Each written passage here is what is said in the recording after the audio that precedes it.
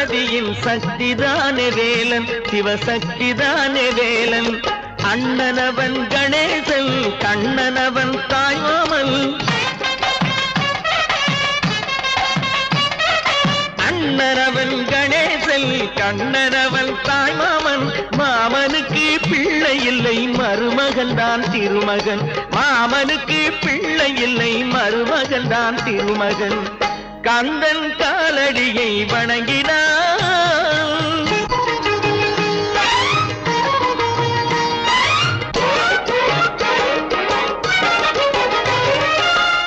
உமையவள் தன் வடிவம் மதுரையில் மீனாட்சி, உருவத்தில் மாறுபட்டாள் காஞ்சியில் காமாட்சி.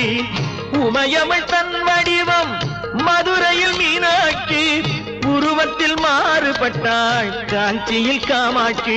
கங்கையிலே குளிக்கின்றாள்.